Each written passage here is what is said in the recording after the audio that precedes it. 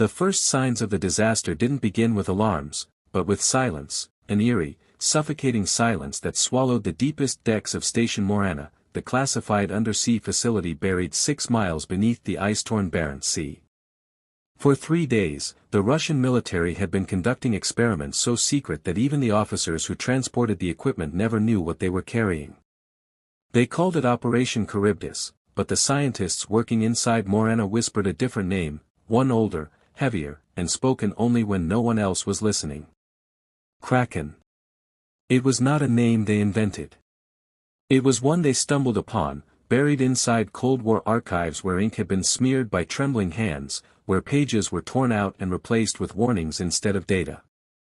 Every document described the same thing: do not disturb what sleeps in the trench. But Morana disturbed it anyway. On the final morning before everything collapsed, Dr. Elena Sokolov felt the change first.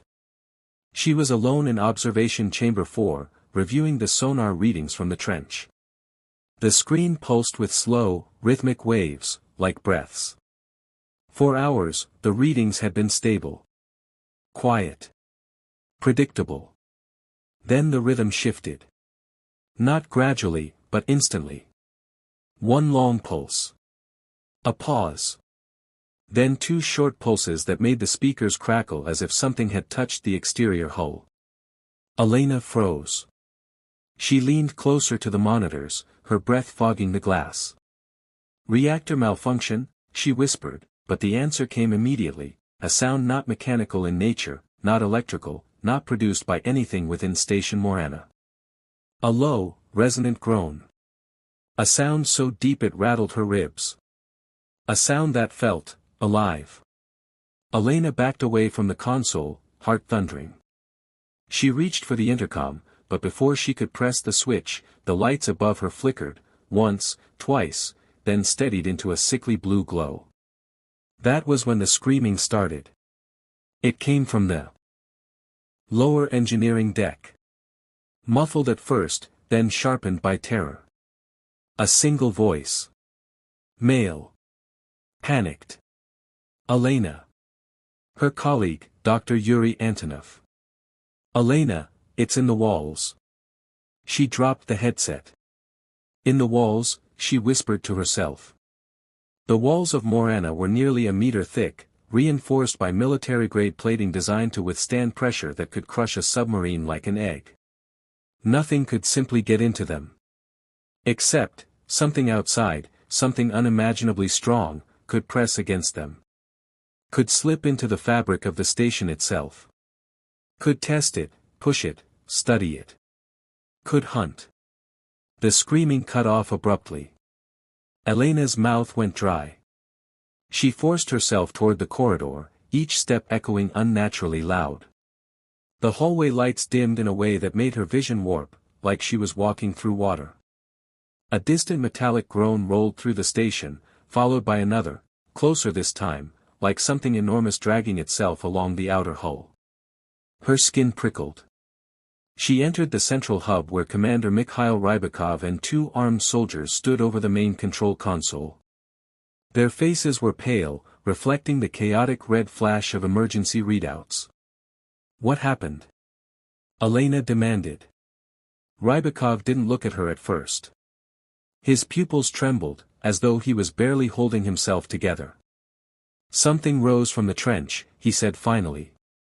"Something we were never meant to wake." He checked the sonar feed again. The screen was nearly black, except for one massive distortion, an impossible shape, moving with a slow, deliberate rhythm. "It destroyed the tether drones in under 30 seconds, he added. "And now it's circling us." Elena's pulse pounded against her throat. "Circling? Like it knows we're here?" Rybakov met her eyes. "It's studying us." The station shook violently, no, convulsed, as if a giant hand had seized it and squeezed. Alarms howled. Pipes burst overhead, spraying icy water. One of the soldiers lost his footing and crashed against the wall. A thunderous boom echoed from below. Deck 6. Yuri's deck. Elena ran toward the elevator before she even knew she was moving. Rybakov shouted after her, but she didn't stop. She stabbed the call button repeatedly, her hands shaking. The doors slid open. Inside the elevator, water trickled from the ceiling. The lights flickered. Something scratched along the shaft, slowly, deliberately. Like claws. Elena stepped back. The scratching stopped. Silence. Then a sound so soft she almost didn't hear it. A whisper. A wet, gurgling whisper. Elena. Her blood froze. It was Yuri's voice. But Yuri was dead. The whisper came again, lower, deeper, impossibly close. It sees you. The elevator lights died. Darkness swallowed her. The true nightmare had begun. Darkness did not simply fill the elevator, it pressed into Elena's skull as if it were alive, breathing against her ears. She forced herself still, listening. Nothing. No whisper. No scratching. No movement. Then. Drip, drip, drip. Cold water struck her shoulder. The elevator shouldn't have been leaking this much. Not unless something had split the shaft open. Not unless the pressure outside had found hairline fractures. Not unless something made those fractures. Elena groped along the wall until her fingers brushed the emergency hatch. She shoved it open, climbing into the crawlspace above. The metal was slick, trembling under her weight. The station groaned, a deep, agonized moan from the depths, like steel ribs bending under unimaginable force. When she reached the top of the shaft, she pushed the hatch upward and pulled herself into the dim corridor. Sirens wailed faintly in the distance, distorted by the flooding acoustics. Emergency floodlights pulsed red along the ceiling, washing everything in a heartbeat rhythm of bloody light. Thump, thump, thump. Each flash felt synchronized with something enormous moving outside the station walls. Elena's breath fogged the air as she staggered forward. Deck 6. Yuri. I have to know. She reached the stairwell. The door hung crooked on its hinges, bent inward like something huge had rammed it from the other side. She stepped through, and her foot splashed into a shallow pool of freezing water. A cold breeze brushed her neck. The stairwell should have been sealed airtight. She slowly lifted her eyes. Something had torn the metal stairs apart. The steps leading downward were twisted, bent, and ripped from their bolts as if something enormous had coiled through the shaft and shattered everything in its path. Her stomach clenched. What could move through a space so small? A whisper of water echoed below. Elena. Yuri's voice again. But it was wrong, wet, gargled, as if spoken through lungs filled with seawater. She pressed trembling fingers to her temple. You're dead, she whispered. You can't be here. Elena, the voice moaned again, rising like a bubble drifting upward through the dark water below. Help me. Her knees went weak. She grabbed the rail, what remained of it, forcing herself to breathe. The rational part of her mind screamed, Kraken is manipulating sound. Mimicking. Hunting. But her heart still twisted at the possibility, however small, that Yuri might be alive, drowning somewhere, calling for her. She descended one broken, jagged step at a time until she reached deck 6. And her legs nearly buckled. The hallway was flooded to her ankles, lit only by a single flickering lamp. Long scraping marks ran along the walls, deep gouges that exposed sparking wiring. Several doors had been smashed inward, as though something had slithered or dragged something heavy through them. At the far end of the hall lay Yuri. At least, what remained of him. His body was twisted at an unnatural angle, spine bent so sharply his ribcage jutted up like a broken wing. His jaw hung open, and from deep inside his throat came the faint, bubbling hiss of escaping air. He wasn't whispering. He wasn't breathing. He wasn't alive. Something else had spoken using his voice. Elena staggered backward, too fast, and slipped. Her hand plunged into the freezing water, and something brushed her fingers. Something smooth. Something alive. She yanked her hand up with a strangled gasp. The water rippled. Slowly. Deliberately. Then a shape rose beneath the surface, just a hint, just a shadow. Long, ribbon-like tendrils unfurled, drifting in the water with a sick, graceful elegance. They pulsed once, releasing a faint bioluminescent glow, pale blue, like deep ocean creatures that never see sunlight. Elena's heart seized. The tendrils curled toward her, sensing, tasting the vibrations in the water. She scrambled to her feet and ran. Behind her, the water churned violently as something surged upward. A wet slap echoed, something hitting the ceiling. Then the corridor shook as the creature dragged itself after her, scraping against the metal walls with a nauseating squeal. She sprinted around the corner. And slammed straight into Commander Rybakov. His face was ghost white. "We have to move," he hissed. "Now." "It's in the corridors," she gasped. "It's inside, Commander, it's inside the station." "I know," he said grimly. "And it's learning the structure faster than we can seal it off." The corridor behind them convulsed as metal screeched and buckled. Something enormous was forcing its way through the ducts. Elena's voice cracked. "We can't outrun it." Rybakov grabbed her wrist. "We don't have to outrun it," he said. "We just need to reach the control core." The ceiling above them suddenly dented inward, as though a giant face pressed against the metal. A deep, rumbling growl vibrated through the floor. And then it whispered, perfectly mimicking Yuri's voice again. "Elena." The metal above them bulged downward, bowing under invisible pressure. The whisper, Yuri's impossible voice, slid through the warped steel like something alive, breathing into the corridor. Elena froze. Rybakov didn't. He grabbed her by the arm and pulled her into the crosshall. "Move. Don't listen to it." She could barely hear him over the pounding in her skull. The whisper wasn't just sound, it was inside her head, brushing against her thoughts like a cold finger. "Elena, come back." She shook her head violently. "That's not Yuri. It's using him, like bait." "Yes," Rybakov growled. "Kraken mimics. It learns voices. It learns minds." He dragged her behind a bulkhead just as the ceiling ruptured. A massive tentacle, slick, thick as an industrial pipe, covered in bioluminescent veins, crashed down where they had stood seconds earlier. A spray of freezing seawater exploded across the corridor. Elena choked on the metallic taste of it.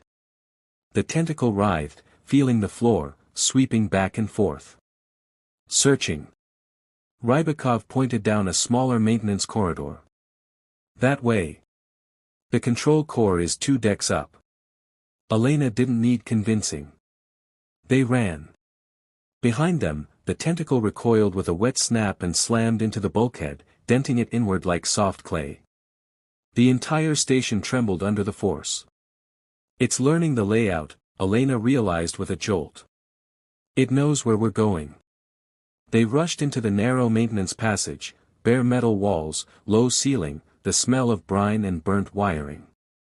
Water dripped from above, falling in steady, unnatural rhythms, as if something on the outside was tapping. Tap. Tap. Tap. The rhythm followed them. Rybakov climbed a ladder leading upward. Elena followed, her boots slipping on the wet rungs. As she ascended, she felt a sudden vibration run through the metal. The ladder shook violently. Something was climbing after them. Faster. Rybakov barked as he leapt off the ladder into the next deck. Elena scrambled. Up the final rungs. A cold tendril brushed her ankle. She screamed, kicking wildly. The tendril tightened, dragging her back down as water splashed up the shaft. She slipped, her chin slamming into the metal rung. Elena. Rybakov leaned over the opening, grabbing her wrists. The tendril tugged harder. Her body stretched between two forces, Rybakov pulling, the Kraken pulling harder. The metal below trembled as more tendrils flooded up the shaft, writhing over each other like a mass of living ropes. Elena. Rybakov roared. Give me your other hand. She did. With a surge of desperation fueled by pure terror, he yanked her up, throwing her onto the deck. The tendril whipped back down the shaft, retreating into the darkness as if annoyed, not defeated. Elena gasped, chest heaving, ankle throbbing where suction scars were already forming. Rybakov slammed the hatch shut and jammed a metal rod through the lock. It won't hold long, he said. Move. The control core was only a few meters away now. The door loomed ahead, thick steel, reinforced, with radiation warnings and restricted access symbols painted across it. Rybakov keyed in an override code, and the door hissed open. Inside, the core glowed with pale blue lights, massive servers, humming reactors, and the central interface that controlled every function of Station Morana. Elena stepped inside, awestruck despite the terror. This is everything. Yes, Rybakov said. He sealed the door behind them. Every log. Every record. Every secret from the Cold War to now. The floor vibrated beneath their feet. Kraken was hunting the station. But that wasn't the worst part. Elena approached the terminal. The interface flickered, glitched, then stabilized. She pulled up the seismic logs from the past 72 hours. Her stomach turned. Something had been moving in the trench long before Morana activated the experimental sonar pulse. Weeks before. Months. Maybe years. Rybakov scanned the readings. Over her shoulder. It was already awake. No, Elena whispered. Not awake. Listening. She clicked another log, ancient sonar archives from the 1980s. And her blood turned to ice. The waveform from today matched one from 1983. Perfectly. Rybakov frowned. The same creature. Elena swallowed. The same heartbeat. A low groan thundered through the walls. The door rattled violently. Something massive slammed against it from the outside. Then.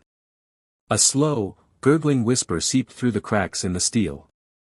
Let me in, Elena. The voice sounded exactly like her mother. Rybakov stared at her in horror. It knows who you are. The lights flickered.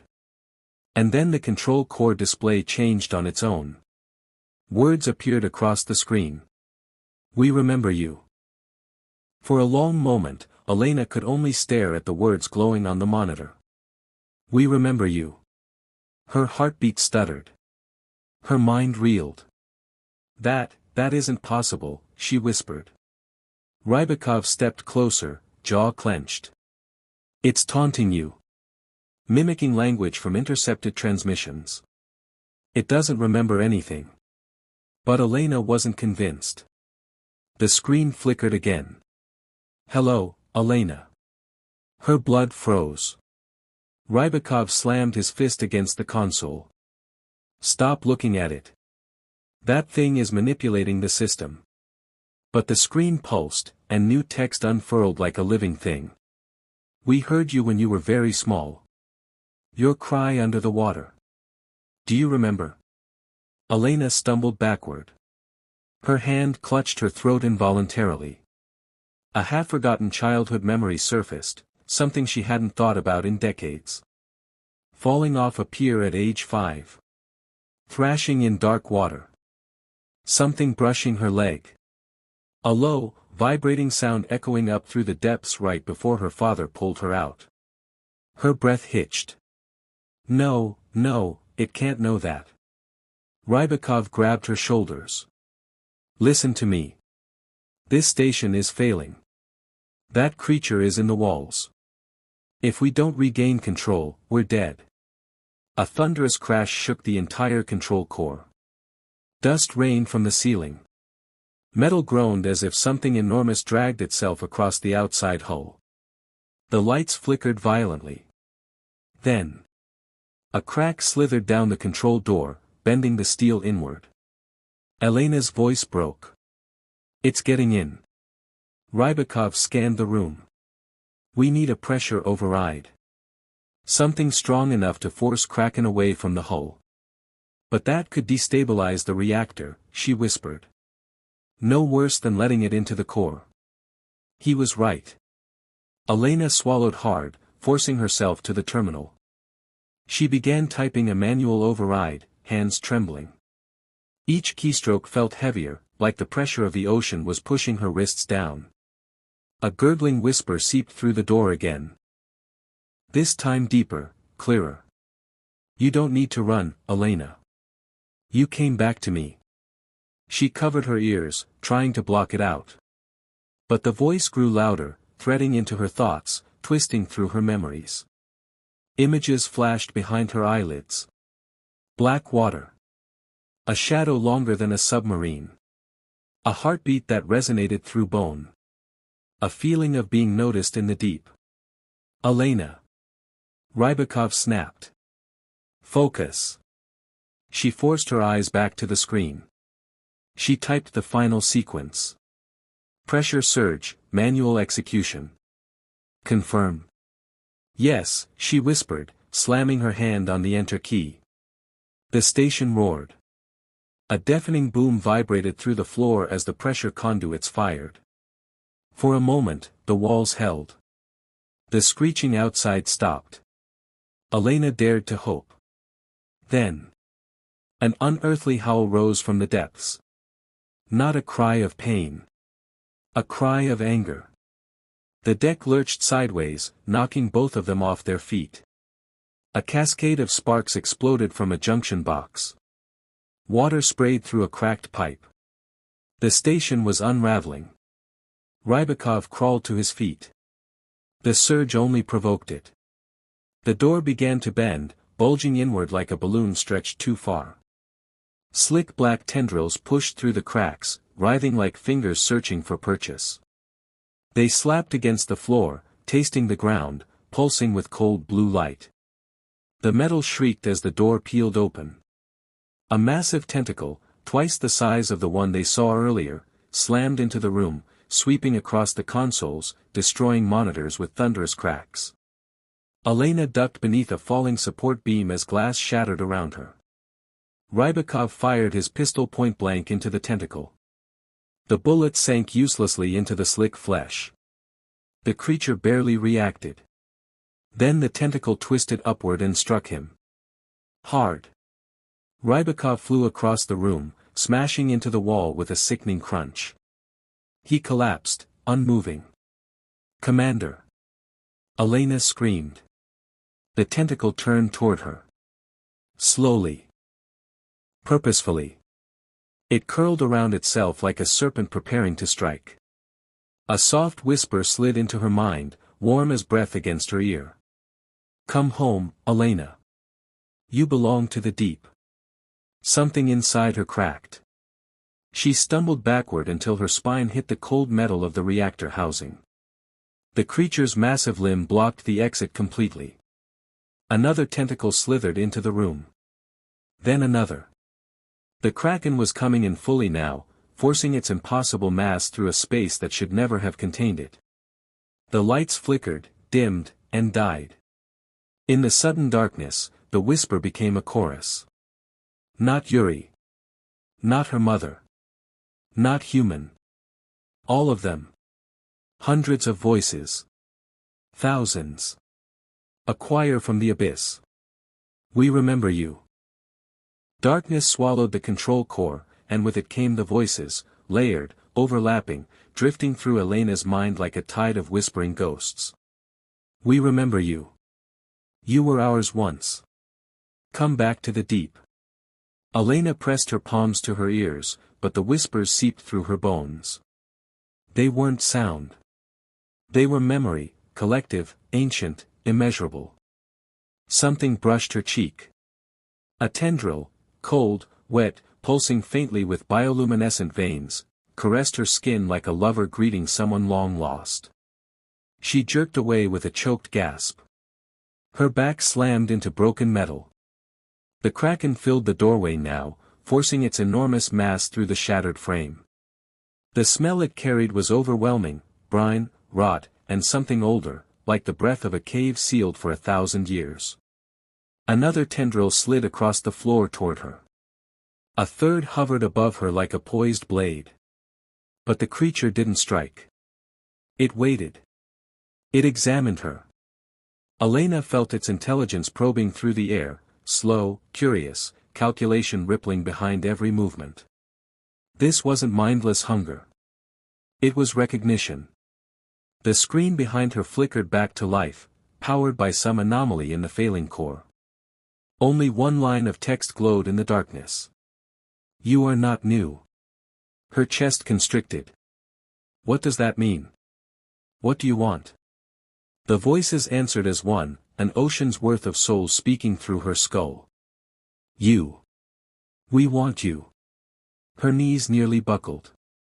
The floor vibrated beneath her, and she realized the Kraken wasn't the only threat. The entire station was collapsing. Pipes burst overhead, spraying freezing seawater. The deck tilted as structural supports groaned. Distant explosions rumbled through the hull like muffled thunder. Rybakov still lay unmoving across the room. "Commander." Elena scrambled toward him, slipping across wet metal.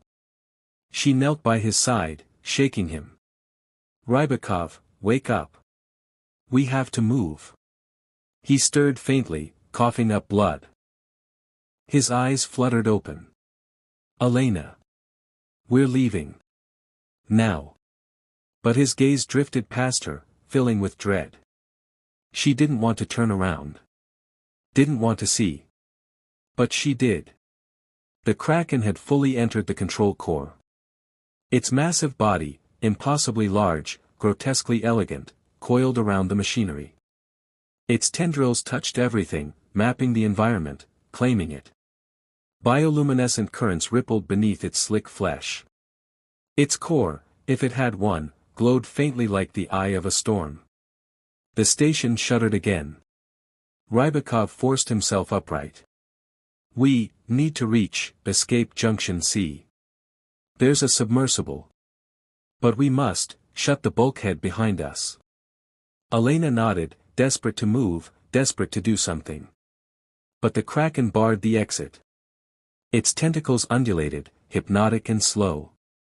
Its whispers crawled through the air. "You cannot flee, Elena. We have waited too long." She stumbled backward, heart pounding so hard she tasted metal. "How do you know my name?" she whispered. "How could you remember me from childhood?" The creature paused. And in the stillness, Elena felt something shift. A memory not her own, deep, bottomless, pressed against her consciousness. She saw black water stretching forever. Ancient fissures glowing faintly. Shadows drifting in currents older than civilization. A presence watching from beneath the sediment. Something vast. Something buried. Something awakened only once in a century. Only when drawn to a consciousness it recognized.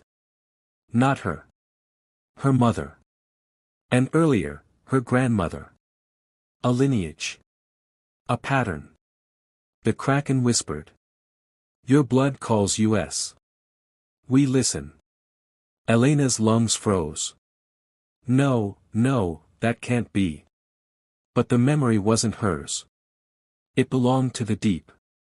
To a creature that lived through epochs. Rybakov's voice broke the trance. "Elena. Move." He pushed himself up with staggering effort, grabbing a fallen metal rod. He swung it at a descending tentacle. The rod snapped like a toothpick. But it was enough of a distraction. Elena darted toward the side wall, toward a maintenance hatch partially hidden beneath a collapsed console.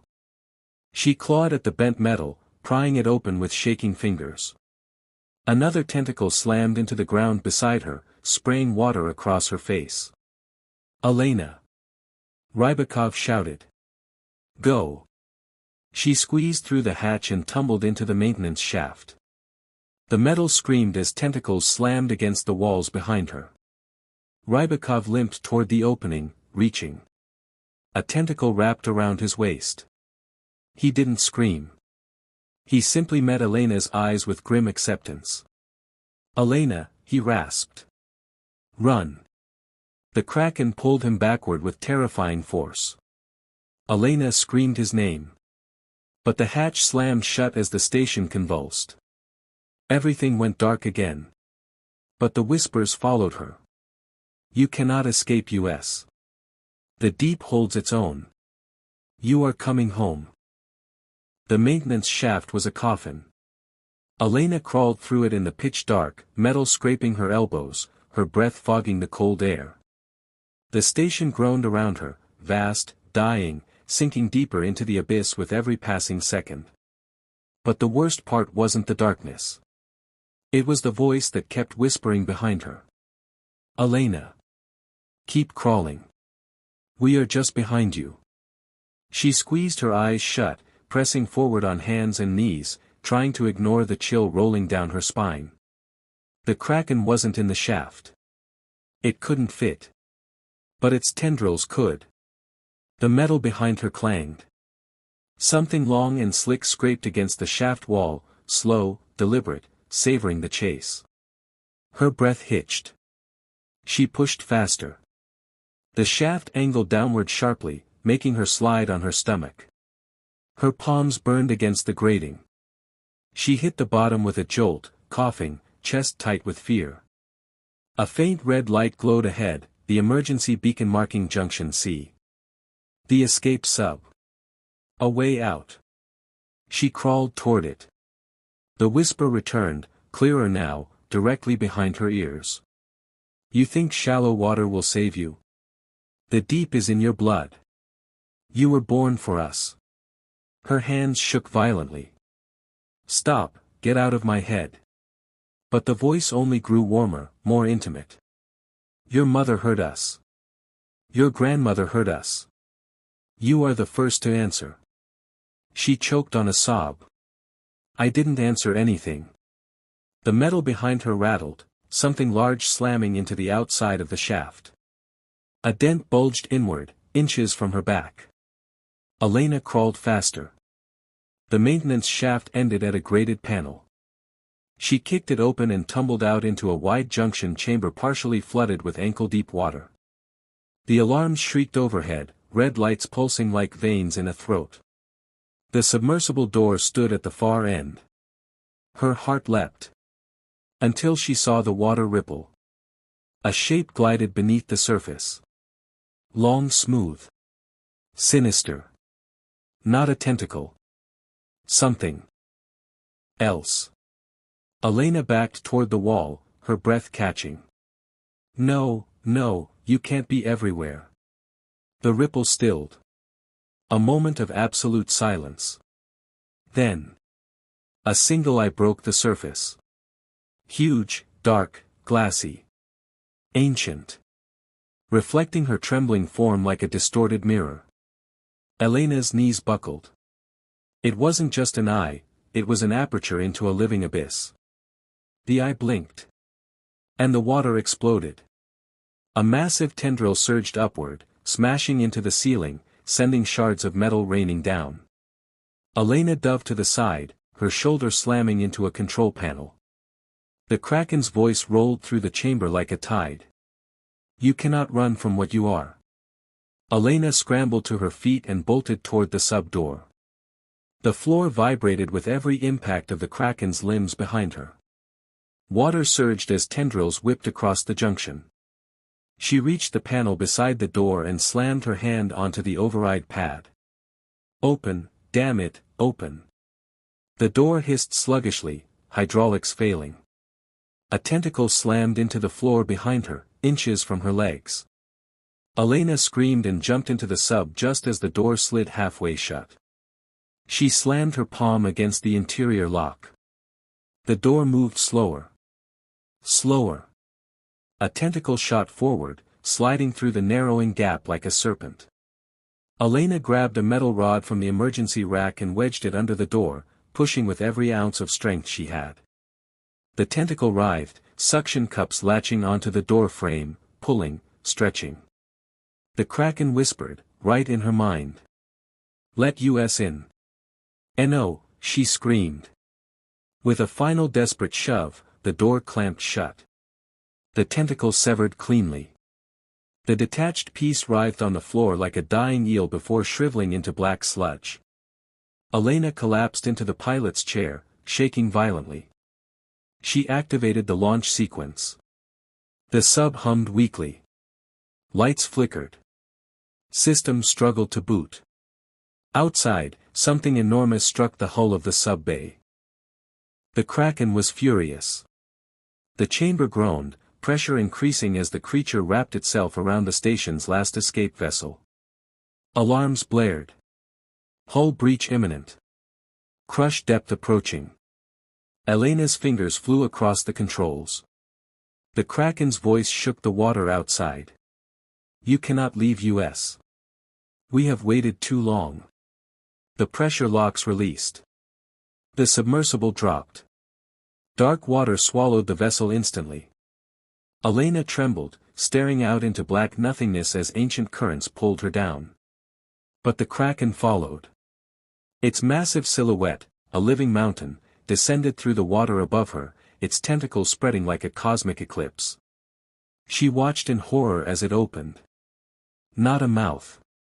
Not an eye. Something far worse. A bioluminescent fissure glowing with symbols older than language. The deep wasn't just an ocean. It was a memory. And the Kraken was remembering her. "You are coming home, Elena." The Barents Sea should have been calm that night, frozen, dark, and silent as it had been for centuries. But instead, the water churned like something underneath was breathing. Ships from 3 nations formed a loose perimeter around the coordinates of the destroyed station, their running lights trembling across black waves. Snow fell in slow spiraling flakes, dissolving before touching the surface, as if the sea itself was too warm, too alive, to let anything settle. Captain Elena Markova leaned over the rail of the Russian flagship Kirov, watching the water rise and fall in unnatural pulses. It felt like standing above the throat of some sleeping god. She couldn't shake the sensation that if she listened closely, she might hear a heartbeat in the surf. Her radios hissed constantly. Static. Garbled voices. At times she swore she heard whispers threading through the interference, long, drawn-out syllables in no language she recognized. She stepped back from the rail. Her palms were sweating even in the freezing wind. Behind her, Admiral Yeroshenko stared at a sonar screen that had long since stopped behaving like a machine. The display jittered, distorting into jagged concentric rings whenever the pulses came from the deep. The technicians kept saying the same thing. "Sir, this isn't malfunction. It's interference from something huge." The Admiral didn't argue anymore. No one did. Minutes later, the cloud split with a low groaning sound, like ancient ice giving way beneath unbearable pressure. Elena grabbed the rail to steady herself. The sea didn't just move, it shifted, as if the entire basin had tilted. A wall of darkness welled upward beneath the waves, rising, rising, rising. "Oh my God," someone whispered. "It's coming up." But it wasn't rising like a creature lunging toward the surface. It was ascending, slow, deliberate, unstoppable. Nobody on deck dared breathe. The waves swelled in growing concentric circles around a patch of water now bulging like a blister. The Admiral ordered engines to reverse. Too late. The water erupted. But not with tentacles, not with jaws or eyes, everyone had expected a monster. What surfaced was architecture. Black, angular, and impossibly vast, a stone monolith the size of a mountain rose from the sea like the peak of a long-buried temple. Jagged runes, older than language, glowed faintly along its surface. Water cascaded down its slopes in silver torrents as the structure broke free of the ocean's grip, revealing plateaus, spires, and geometric grooves too precise to be natural. Someone screamed. Someone else fell to their knees. Elena just stared in paralyzed awe. "What is that?" a sailor cried. Yeroshenko didn't blink. "Not a what? A where?" And then the sea began to vibrate. The monolith hummed, deep, resonant, shaking the ship's hulls. The runes brightened, shifting from blue to violent red. The snow around them melted instantly. Steam coiled off the sea like smoke rising from a giant cauldron. Sonar screens died. Compasses spun wildly. Radios screamed in white noise. Elena clutched her head as the hum burrowed into her skull. It wasn't sound. It was thought. Not human.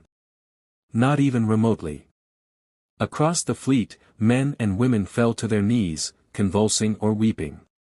Others stood completely still, their eyes unfocused, staring directly at the monolith as if listening to commands. "Elena," Yeroshenko gasped, gripping her arm. "Look at the surface." The water surrounding the monolith was no longer water. It had thickened, darkened, swirling with massive shifting shapes just beneath. Something, many somethings, moved beneath the surface, curling around the base of the structure. Tentacles. Dozens. Maybe hundreds. But they didn't rise. They stabilized the structure, like roots gripping soil. "Elena," the admiral whispered, voice shaking. This was never a creature."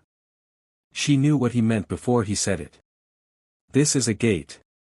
A deafening crack echoed across the ocean, splitting the night.